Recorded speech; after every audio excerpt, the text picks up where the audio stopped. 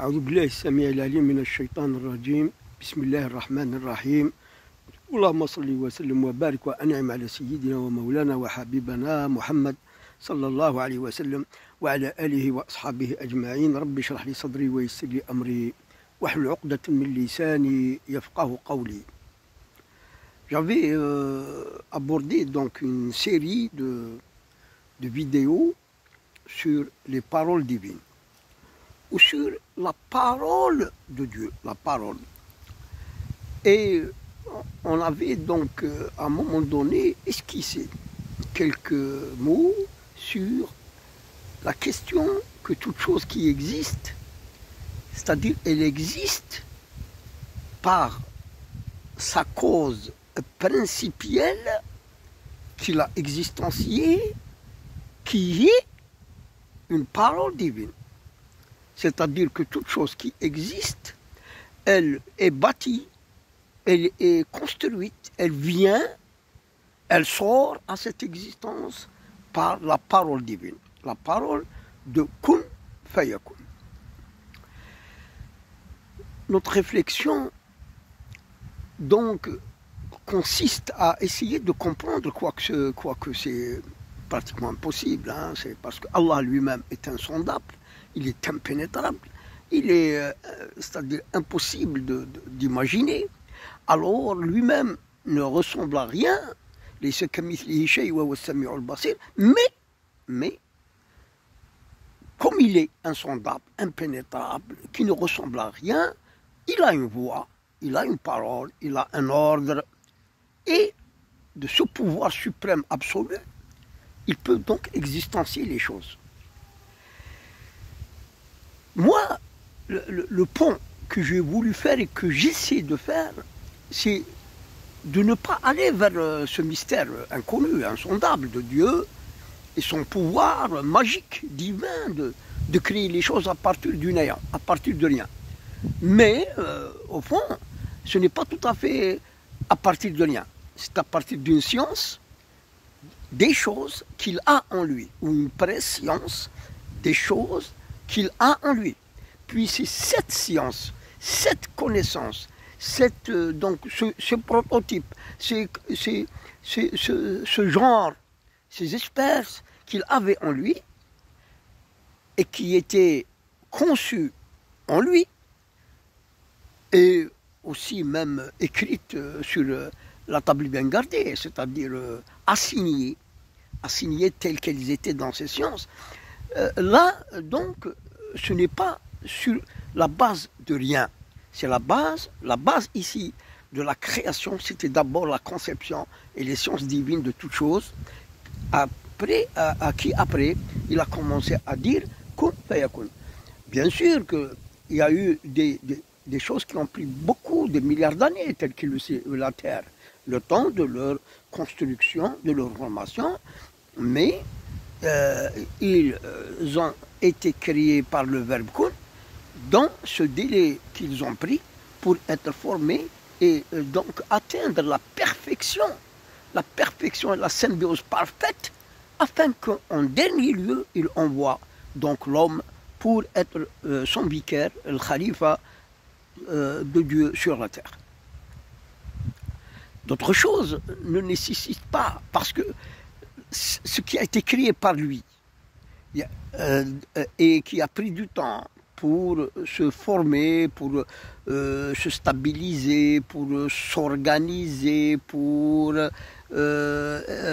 se soumettre à ces lois spatiales, cosmiques, à ces lois terrestres, etc. Ce temps qu'il a pris pour les cieux et la terre, effectivement, il est très très long. Mais les créatures sur la terre, il a réduit leur temps. Il a réduit leur temps de formation, de naissance, et puis de disparition. Même les cieux et la terre disparaîtront, mais le temps qu'ils vont prendre pour disparaître, c'est encore peut-être 10 milliards d'années. Alors qu'ils ont fait 14 milliards d'années pour se former. Et la vie a commencé il y a 14 milliards d'années, c'est-à-dire 10 milliards d'années après que les cieux et la terre se formaient. Se formaient et elle se soumettait aux lois qu'il avait créées pour elle, etc., jusqu'à la perfection, jusqu'à la symbiose et l'organisation parfaite. Ensuite, il a commencé à créer la vie. Après la vie, il a créé les végétaux, les animaux, puis les djinns, et après les djinns, il a créé l'être humain, l'homme. Et avant qu'il crée les cieux et la terre, il a créé les anges.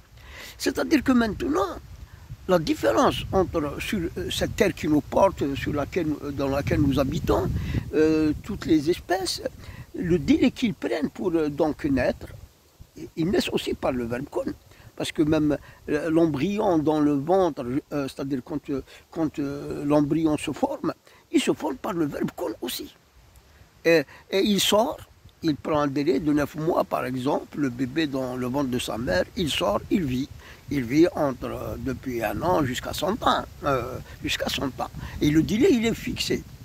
Et il part, d'autres viennent, ils partent, etc., etc. Sur le long de la vie qu'il a donnée aux cieux et à la terre. Jusqu'à la fin des temps, où s'arrête donc tout, il n'y aurait plus rien, et Dieu ordonne aux cieux et à la terre de se désintégrer, de sortir de leur orbite, donc de créer l'explosion et d'anéantissement final, et ils disparaissent, ils deviennent fumée. Ils deviennent fumée dans un vide cosmique, etc. Alors, la réflexion que je voulais personnellement, c'est-à-dire essayer d'affiner, de faire un lien, c'est puisque nous avons entre les mains le Coran, nous avons le Coran, ce sont les paroles de Dieu. Et nous savons que les paroles de Dieu portent aussi un miracle divin, portent un pouvoir divin, puisque ce sont ces paroles. Alors, le lien, c'est-à-dire comment se rapprocher de Dieu, être à proximité de Dieu, se purifier pour que le Coran donc nous pénètre, et pour faire une efficience, pour créer une efficience entre le Coran, les paroles de Dieu, et nous-mêmes, notre cœur, notre âme, notre esprit, notre corps, etc. Si on arrive à cette, c'est-à-dire copénétration des paroles de Dieu dans notre cœur, dans notre âme, dans notre corps, dans notre asabiya, etc. Alors c'est là le but, c'est-à-dire c'est quand on atteint donc cette station, c'est-à-dire que les paroles de Dieu, quand elles sont récitées, lues, ou bien en quelque sorte, comment dirais-je, dites sur quelque chose, hein? Alors le phénomène de miracle peut se produire selon ce qu'on peut avoir en nous-mêmes comme donc intention, comme idée, comme vouloir de changer des choses, etc. Et l'épreuve, de toute façon, moi, j'ai pas voulu c'est-à-dire me précipiter à aller très vite dans les choses qui prouvent tout ceci. C'est-à-dire se trouve dans le Coran lui-même. Mais on peut citer déjà avant que Allah Azza wa Jal dit أعوذ بالله السميع العليم من الشيطان الرجيم لو أنزلنا هذا القرآن على جبل لرأيته خاشعا متصدعا من خشية الله وتلك الأمثال نضربها للناس لعلهم يتفكرون. ويقول في سورة الرعد بعد أعوذ بالله السميع العليم من الشيطان الرجيم ولو قرآنا سيرت به الجبال أو قطعت به الأرض أو كلم به الموتى بل لله الأمر جميعا. ويقول أعوذ بالله السميع العليم من الشيطان الرجيم وننزل من القرآن ما هو شفاء ورحمة للمؤمنين. شفاء ورحمة للمؤمنين, il est précisé ici.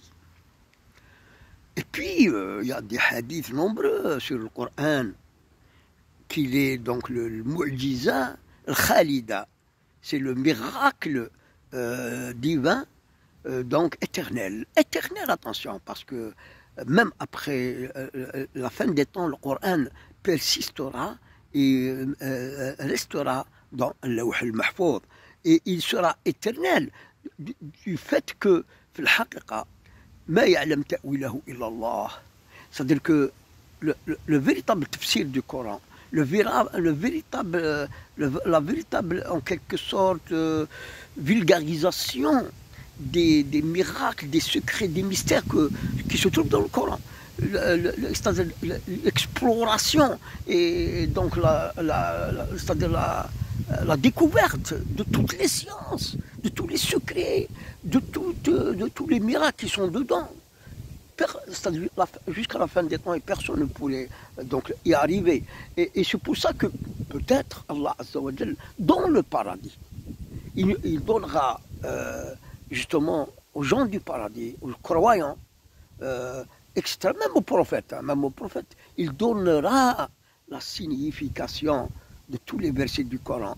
Il donnera toutes les sciences que l'homme, d'ici la fin du temps, il va les confirmer. Allah Azza wa Jal aura découvert, mais aussi beaucoup de choses que l'être humain sur terre et les djinns n'ont pas pu découvrir durant toute l'existence des cieux et de la terre. Alors, effectivement, ce lien que je cherche personnellement à démontrer, à rendre en quelque sorte facile à comprendre et vulgariser aussi, c'est du fait que les paroles de Dieu portent le miracle. Hein? C'est par sa parole qu'il a dit « kun » et la chose existe. Et mais le Coran étant ses paroles aussi, alors comment que par le biais du Coran, par donc les formules du Coran, par c'est-à-dire comment dirais-je, les azimats du Coran, comment avec les compositions de formules par le Coran, avec le Coran, où peut-on arriver et sur quel phénomène, sur quel être, sur quelle créature, sur quel système, sous-système, sur quel donc phénomène, sur quel événement, sur quelle chose, toute chose qui existe dans les cieux et la terre, peut-on agir, influencer ou changer. Voilà donc dans cette autre station, donc notre réflexion. Et on va poursuivre, Inch'Allah, وأسأل الله عز وجل أن يلهمنا الصواب ويسدد يعني الكلام تاعنا ويحيي قلوبنا ويرزقنا فهما خاصا وكشفا على حقيقة هذا يعني المحاولة وهذا التفكر إذا كنا على صواب لكي نكشف الحقيقة، حقيقة القرآن، ليس كلها ولكن على الأقل في هذا الباب الذي نحن فيه. والحمد لله رب العالمين.